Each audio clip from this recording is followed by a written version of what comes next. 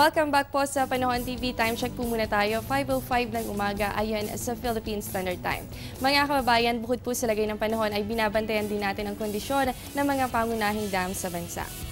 Dito po sa Luzon, tatlo pa rin ang binabantayan natin. Ito po ang Magat Dam, Pantabangan Dam at ito po nga Angat Dam. So dito po muna tayo sa Angat Dam kung saan nanggagaling ang water supply ng Metro Manila. Ganun din po ang irigasyon para sa mga farmlands dyan sa Bulacan at sa ilang bahagi pa ng Pampanga. Base po sa datos ng Pag-asa, makikita natin from December 25, yan ay nasa 213.63 meters at kahapon po December 26 ay mas umangat po ito sa 213.95 meters. At kung mapapansin po natin, mas mataas siya sa kanyang flood season high water level na 210 meters. Dako naman po tayo sa Magat Dam, ang multipurpose dam na nagbibigay po ng irigasyon at enerhiya para sa probinsya ng Isabela.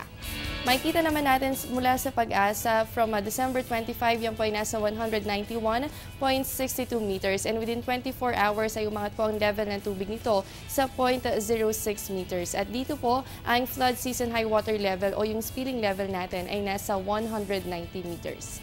At panghuli na lamang po sa Pantabangan Dam na matatagpuan po yan sa bahagi ng Nueva Ecija. Ibig sabihin, ito rin po nagbibigay ng supply ng irigasyon para po sa mga farmlands sa naturang lugar.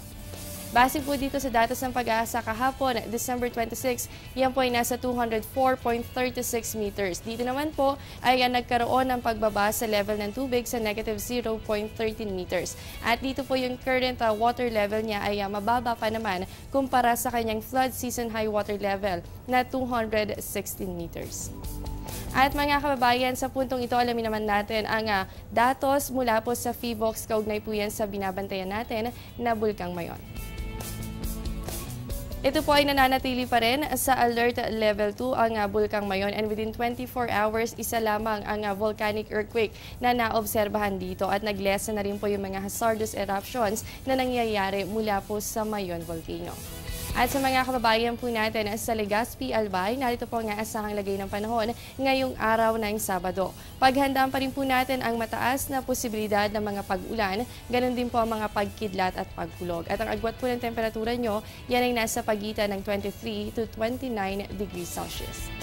Samantala, mula pa rin po sa PHIVOLCS, narito naman ang update kaugnay sa Bulkang Taal. Hanggang ngayon po nananatili pa rin ito sa Alert Level 1 and within 24 hours, 3 volcanic earthquakes po ang naitala dito at ganoon din po ang pagtaas sa water level at acidity content nito.